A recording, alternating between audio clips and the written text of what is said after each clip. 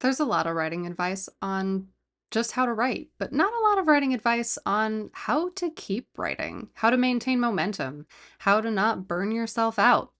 So I thought I'd share mine. Hi, welcome or welcome back to Writer Makes Videos. I'm Jess, and today I'm just going to go over a couple of writing tips. I thought that I would share them with you and kind of give an overview as to what they were and how I implement them in my own writing, and then take from it what you will. I hope that it's helpful as all of the advice that I share on this channel. As I mentioned in kind of the intro of this, there's a lot of writing advice out there, and the idea of going to a ton of craft books and getting, schooling in writing and things like that all are very good pieces of advice. And I think that there are a lot of people who definitely benefit from craft books and benefit from going to continual writer clubs and things like that. That's something that I really want to start doing, but I haven't done. However, for people who are perhaps maybe a little more introverted or feel like they have a good grasp on their writing, but they need some help keeping motivated, that's the advice that I'm going to be sharing today. And let's just kind of dive in. If you are new to this channel or new to me, you can connect with this kind of advice also on my Instagram at jmtesta. I share most of these posts in short form carousels, so you're able to check it out there if you don't want to watch the full length video, but I appreciate you coming here and or doing both. It helps a lot, so thank you. Diving right in, the first piece of advice that I keep quite consistently is keeping a notebook. This is one of one, two, three, four that I currently have on my desk. This one, however, is pertaining specifically and solely to my second book that I am working on. So this is an isolated view of everything that I need to be doing for the second book. But the way that I utilize a notebook is I write down questions as I'm writing. I write down little check boxes, and I utilize that to keep track of the things that I know that I want to change or things that pop up in my head that I know that I need to go back and redo inside of a manuscript. I keep those in here if it's not something that I want to go in and do right away. And I found it's really helpful just to maintain that momentum in writing. You don't feel the pressure to stop your manuscript and just stop writing, basically. You write down your questions, you write down your train of thoughts as you're going. I like to do that because I use Scrivener. They have this sort of like side tab that you're able to use, and I put a lot of my like train of thoughts, notes and translations and things like that in there. But anything that's hugely content based that I know I will need to go back and fix, that's in here. Two, the second thing that I use a lot and I have noticed has helped me really just maintain a focus when I'm writing are Pomodoro timers. So Pomodoro timers can range from 25 minutes on to 5 minutes off, upwards of like 50 minutes on, 10 minutes off or something like that. There are different variations of them, but I use most often the 25 on, 5 minutes off. And there are a lot of them on YouTube that you can find that people have put together and are really lovely and really help me just maintain a focus and continue writing in a designated space of time. So if you're somebody who likes to have some sort of noise in the background, but also doesn't like the idea of setting an alarm, but needs that kind of engagement to thrive under the deadline of a timer, I highly recommend Pomodoro timers. They have absolutely helped me consistently write both of my books now. So that leads me into number three, which is something that I made up called a one sentence sprint.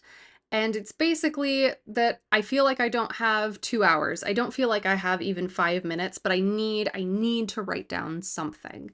So what I do is basically this. I open my laptop, my tablet, whatever I'm writing on at the moment. I read the preceding line of my work just to reorient myself to where I was in the manuscript, so I have an idea of what I wanted to do next. And then I set a timer for 1 minute just one and only minute. And then I write one sentence in that 1 minute. Then finally, when you're done with that 1 minute, you close the writing tool and you reevaluate. Oftentimes what happens is one of two things. You realize that a minute is a really long time. When you're counting down seconds as you're sitting there trying to formulate a sentence, suddenly a minute is very long. I know that I've said this before on my threads, that you don't realize how long 5 seconds is until you're editing a video. And the same goes for this scenario in writing a sentence in 1 minute. A 1 minute is a long time. So what happens is you either figure out that it's a really long time and you don't feel so bad. You figure out, wow, I can come up with a lot in 1 minute just for a single sentence. Or the second thing that you likely experience as well is, oh, I've got a little bit more time to write. I've got a little bit more I can add. Oh, this has sparked something.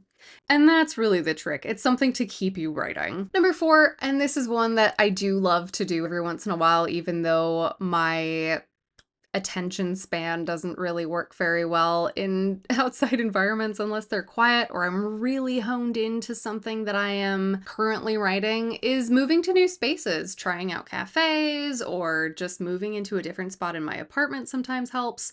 But anything to feel like there's a little bit more creativity that I can pull from. I find that having a dedicated workspace is great. I love sitting at this desk. I love sitting in this office. It's been quite a joy to work through my manuscript in, but sometimes I just need to sit on the couch and feel like, kind of a gremlin when I'm writing. It helps. 5, and this is one that I have come to learn. I'm still not very good at it. I am trying more so to become better at it, but it's evaluating what I consume, because I constantly felt bad that I was scrolling through Instagram or through Pinterest or on Threads and just consuming, and not really, and I'm obviously not working on my manuscript when I'm sitting there watching reels. But I started thinking, how can I make this more effective? How can I feel like this is less bad than than what people like to make it out to be? Because we can't escape the fact that content is everywhere, and sometimes you just need a mental break, and that's what the algorithm does. It gives you a mental break. Sometimes too long of a mental break. But the way to combat this, and that's what I'm currently doing, is at least trying to, is evaluating what I consume. So what is it about the reel that I'm watching that is captivating me? Is it the colors? Is it the message? Is it the editing style? Like, what in it can I use to learn from? And so most recently, as I'm scrolling threads and Lizard has shown up onto my feed, lizard. I have decided to learn how to use green screen in CapCut because I didn't know how to do that beforehand. And now I do. So that was something that was seemingly kind of dumb, and I made a reel out of it, but that's work for me, technically.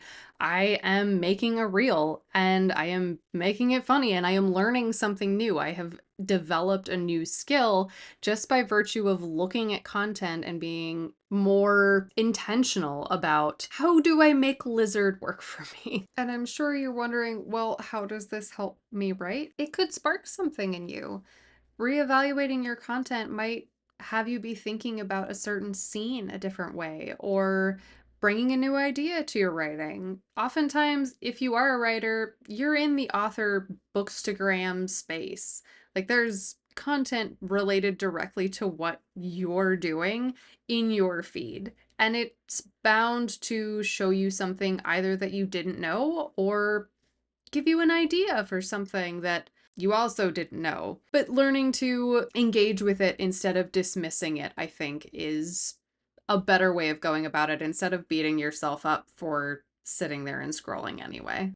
6, very, very short, read a lot. And that counts for threads and things like that too, which people will say is like not helpful at all. And I want to disagree. I want to push back on that and challenge that. Read the bigger posts. That's something that I think really people struggle with, I know I struggle with it personally, is when I see a really long thread or I see a, really long Instagram post that's got several carousels of things to just read. I find myself going, nope, gonna scroll past that. But then I stop and I go, wait, I need to improve my attention span. I need to be reading. Even if I'm not reading a book, I need to be continually using that muscle in my brain that goes evaluate what words are on a page.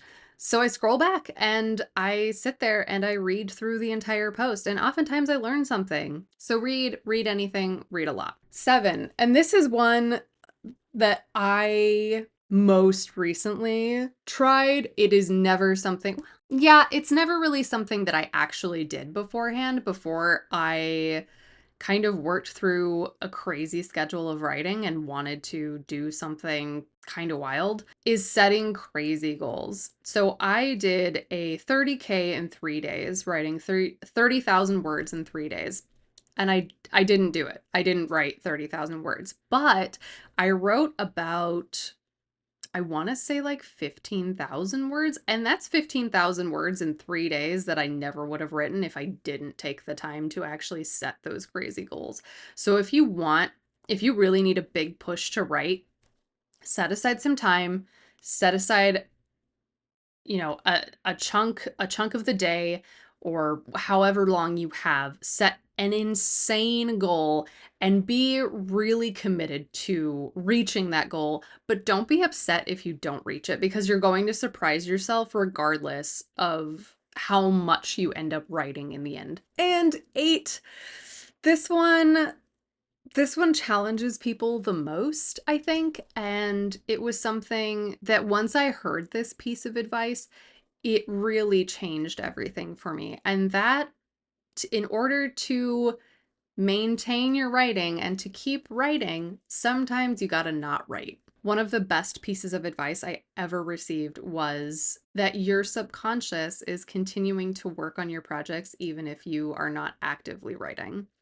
You will find that it is much easier to come back to a project after you have avoided it for a while, because your brain has still continually worked on this plot, on this book, on these words. It is continually thinking about it, even if you are not actively thinking about it. And that changed everything for me. I had stopped writing my second book for quite a number of months. And I thought, oh gosh, I'm going to be so lost. I'm going to be, just completely, I'm going to lose all of the progress that I have made inside of my brain. Turns out that that's not the case at all, and I was reminded of that piece of advice that, it's your brain is still doing things. You are still figuring out your plot even as you're not actively thinking about it. So if you need to keep momentum, sometimes not writing at all is the way to go. So that's it. Those are my 8 tips to help you keep writing, even if it feels like you aren't. And sometimes the advice is to not at all. And that's okay. It's basically just finding whatever works for you as an individual writer. And these are some of the things that have helped me. So I hope that, since you're here, I hope they help you. And if they do, let me know in the comments. And if you have other tips that you'd like to share, do that as well. And thanks again for watching, and I hope to see you in the next one. Bye.